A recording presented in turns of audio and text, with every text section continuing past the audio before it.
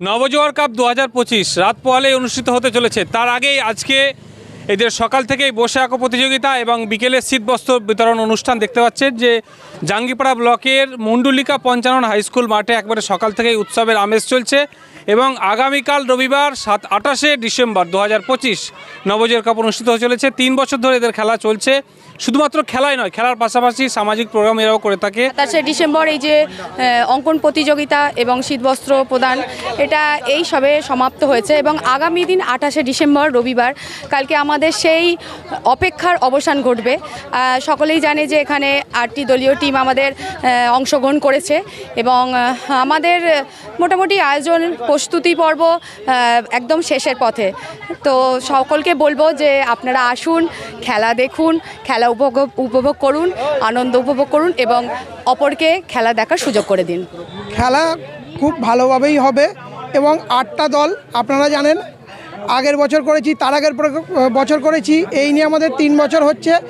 তো আজকে অঙ্কন প্রতিযোগিতা ছিল, বস্ত্র বিতরণ খুব ভালোভাবেই সম্পন্ন হলো এবং এলাকার মানুষের সাড়া আছে এই খেলাটা নিয়ে। তারা অপেক্ষা করে এই খেলাটা, কারণ আশেপাশে যে খেলাগুলি হয় তার মধ্যে অন্যতম এই নবজোয়ার কাপ লক্ষণপুর মাঠে আমরা 3 বছর করছি। কারণ এলাকার লোকেরা আগে খেলা দেখতে তো দূর দূর যেতে হতো, মোসাট মাঠ, আকুনি মাঠ, এইদিকে বাঁধপুর মাঠ, তারপর ফুরপুরা মাঠ, কিন্তু এলাকায় হতো না। তো এলাকায় এই যে আমরা করছি মুন্ডলিকা সহজ পাঠের তরফ থেকে, মেজবাদা আছে আমাদের মেন যে, তার উদ্যোগে বিশেষ করে, এবং গ্রামবাসীরা যে এলাকার যে গ্রামবাসী আছে তারা যেভাবে আমাদেরকে সাপোর্ট করছে সব কিছু ব্যাপারে।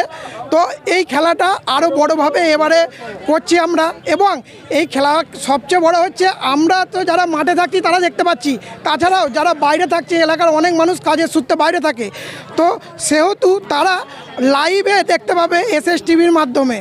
এইটা আমাদের যে আমরা পুরো মাঠটাতেই কভার করতে পারবো এবং খেলাটা সবার কাছেই পৌঁছে দিতে পারবো। সহজপাঠের বিভিন্ন সদস্যরা এখানে রয়েছে এবং মেজবাদাও এখানে রয়েছে। সহজপাঠের যিনি একেবারে প্রাণপুরুষ বলা যায় এবং খেলার যে মূল উদ্যোক্তাও বলা যায় মেজবাদাকে, এবং আরও অরিন্দম সহ এখানে আরও অনেকেই রয়েছে। দাদা, রাত পোহালে আপনাদের অনুষ্ঠান শুরু এবং আজকে আপনাদের একটা সুন্দর অনুষ্ঠান সকাল থেকে দেখলাম, এবং আজকের অনুষ্ঠান নিয়ে কি বলবেন? সকাল কি হতে চলেছে, কত টিমের খেলা, প্রাইজ মানি কত, কি একটু দর্শকদের জানিয়ে দিন। প্রথমেই SSTVর মাধ্যমে যে সমস্ত শ্রোতামণ্ডলী, দর্শক মণ্ডলী, যারা ফুটবলপ্রেমী মানুষ, তাদেরকে আগাম শুভ নববর্ষের শুভেচ্ছা জানাচ্ছি। আর কয়েকটা দিন অতিবাহিত হলেই আমরা 2026-এ পদার্পণ করব। নতুন করে বলার আর কিছু নেই।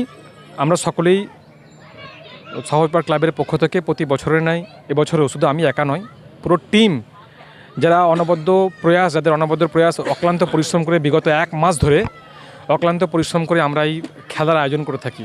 এবং এলাকার বেশ কিছু মানুষ যাদের আর্থিক সহযোগিতা ছাড়া আমরা 1 পা ফেলতে পারতাম না। এবং শুধু খেলা নয়, আমরা যখন প্রথম বছরে খেলা করেছিলাম, খেলার সাথে সাথে ভেবেছিলাম যে আমরা এলাকার বেশ কিছু শীতার্থ মানুষ আছে যাদেরকে শীত বস্ত্র তুলে দেওয়ার প্রয়োজন। মানুষ হিসেবে সেদিন আমাদের অনুভূতি হয়েছিল, কারণ আমরা বিভিন্ন ব্র্যান্ডের জিনিস আমরা ইউজ করি, কিন্তু আমার বাড়ির পাশে রাস্তার ধারে এমন অসহায় মানুষ আছে যাদের হাতে 1 টুকরো কাপড় তুলে দিতে পারলে তারাও অন্তত শীত থেকে রক্ষা পেতে পারবে। সেই খেলার সাথে সাথে সেই সঙ্গে আমরা শীত বস্ত্র আমরা আজকে তুলে দিলাম। এবং শুধু শীত বস্ত্র নয়, সকাল থেকে অঙ্কন প্রতিযোগিতা আমরা আয়োজন করেছিলাম এবং বিপুল মানুষের ছাড়া এই সমস্ত কৃষ্টি কালচারগুলো বিগত দিনে চাপা পড়ে গিয়েছিল। সেটা রাজনৈতিক কারণ বলতে পারেন, বা কোনো সামাজিক কারণ বলতে পারেন, বা সোশ্যাল মিডিয়ার অপব্যবহার বলতে পারেন, বিভিন্ন কারণ হয়তো আছে। কিন্তু আমরা অনুধাবন করেছিলাম যে এই সমস্ত কৃষ্টি কালচারগুলো যেগুলো পশ্চিমবাংলা বা ভারতবর্ষের সংস্কৃতির একটা অবিচ্ছেদ্য অংশ, তাই অঙ্কন প্রতিযোগিতা যেটা আজকে খুব ভালো লাগলো, যেটা আমি বলছিলাম মাইকে বারবার, যে একটা প্রতিবন্ধক যে হ্যান্ডিক্যাপ মহিলা বাচ্চা, সে তার হাত নেই, সে কিন্তু ওই বিনা হাতে, যার একটা হাত নেই বললেই চলে, সে 1 হাতে কিন্তু তার মনের ভাবনাটাকে প্রকাশ করার চেষ্টা করেছে। হয়তো সে তার কাঙ্ক্ষিত লক্ষ্যে পৌঁছাতে পারেনি, কিন্তু সে যে পার্টিসিপেট করেছে, যেটা আমাদেরকে বার্তা দিয়ে গেল যে আমরা কি করি, যখন কোনো কিছু জিনিসে ফেলিওর হয়, আমরা ব্যর্থ হই, তখন আমরা ভাগ্যকে দোষারোপ করি। কিন্তু সে জন্মগতভাবেই যে একজন প্রতিবন্ধকতার শিকার, সে কিন্তু ভাগ্যকে দোষারোপ না করে আজকে সে কিন্তু খেলায় প্রতিযোগিতায় অংশগ্রহণ করেছিল। সে তার কাঙ্ক্ষিত লক্ষ্যে পৌঁছাতে পারেনি, ব্যাড লাক, কিন্তু আগামী বছর নেক্সট ট্রাই হবে। অবশ্যই আমি আশা করব, আমিও অন্তত এটুকু কামনা করি সে একটা কাঙ্ক্ষিত জায়গায় নির্দিষ্ট লক্ষ্যে পৌঁছাক।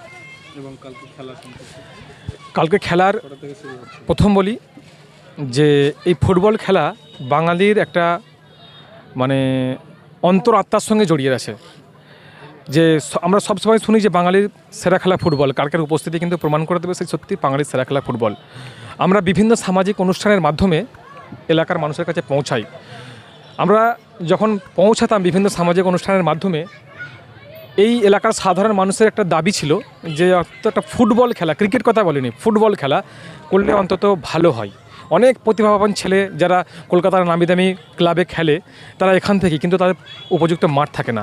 আমরা কিন্তু এই মাঠটাকেও সারিয়েছি, মানে অক্লান্ত পরিশ্রম, শুধু আমরা নয় পুরো টিম কিন্তু বিগত 1 মাস ধরে অনবদ্য প্রয়াস, তাদের অক্লান্ত পরিশ্রম, যে পরিশ্রমের মূল্য আমি দিতে পারবো না। তো সেই মাঠটাকে আমরা ঠিকঠাক করেছি। 8টা টিম যারা নামি দামি টিম তারা অংশগ্রহণ করবে এবং তাদের যে প্রাইজ মানি, মানে ফাইনালে আমরা বিগত দিনে করেছিলাম 50,000, কিন্তু এবছরে বাড়িয়েছি 60,000 করেছি এবং রানার্স ট্রফি সহ 40,000 টাকা।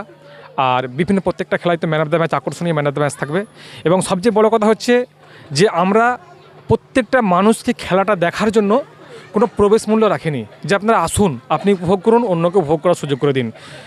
তো নির্দ্বিধায় আসুন, সকলে আসুন, উপভোগ করুন। এবং সেই সাথে সাথে শুধু তাই নয়, আমরা দর্শকদের জন্য সাইকেল রেখেছি, একটা টিকিটের ব্যবস্থা আছে, যে একটা মানে রেসিং সাইকেল থাকবে খুব মানে কয়েক ঘন্টার মধ্যেই মাঠে সাইকেলটা এসে উপস্থিত হবে। টিকিটের মাধ্যমে, লটারির মাধ্যমে নির্বাচিত হবে যে ভালো, মানে যারা নাম উঠবে সেই নামের মাধ্যমে, লটারির মাধ্যমে লটারি থাকবে বিনামূল্যে, ঠিক আছে। তার জন্য কোনো প্রাইজ মানে নেই যে 5 টাকা দিতে হবে কি 2 টাকা দিতে হবে, কোনো রকম প্রবেশ মূল্য নেই। আপনি আসুন, উপভোগ করুন, অন্যকে উপভোগ করার সুযোগ করে দিন। খেলা কখন থেকে শুরু? খেলা নির্ধারিত প্রায় 11টা দিয়ে শুরু করে দেবো আমরা, সকাল 11টা থেকে 11টা শুরু হয়ে যাবে এবং রাত পর্যন্ত চলবে। রাত পর্যন্ত চলবে, নির্ধারিত সময়ই শেষ হবে। আপনার এই এসএসটিপির মাধ্যমে প্রত্যেকটা মানুষকে আমি অনুরোধ করছি, আপনারা আসুন, খেলাটা উপভোগ করুন, অবশ্যই আনন্দ পাবেন। বিগত দিনে যে মজা পেয়েছেন, যে আনন্দ উপভোগ করেছেন, তার থেকে আমি দায়িত্ব নিয়ে বলতে পারি আরও বেশি উপভোগ করতে পারবেন। আচ্ছা, ভেন্যুটা একবার বলে দিন, ঠিকানা। লক্ষণপুর হাই স্কুল মাঠ, যে মাঠটাকে কেউ চিনতো না প্রায়, আজকে নবজোয়ার কাপ, মানে আমি 100% নিশ্চিত, সদনদাও বলছিল যে সারা ব্লক জুড়ে একটা সুনাম অর্জন করেছে এবং নবজোয়ারের যে জোয়ার কালকে লক্ষণপুর মাঠে স্কুল প্রাঙ্গণে প্লাবিত হবে 200% শিওর। লক্ষণপুর হাই স্কুল মাঠ, লক্ষণপুর পঞ্চায়েত হাই স্কুল মাঠ। আপনি মশার থেকে এলে সোজা লাইন ধরবেন আইয়া 5 মাথা থেকে 10 মিনিট, আবার বড়গাছিয়া থেকে এলে সিধে লক্ষণ হাই স্কুল 10 মিনিটের রাস্তা।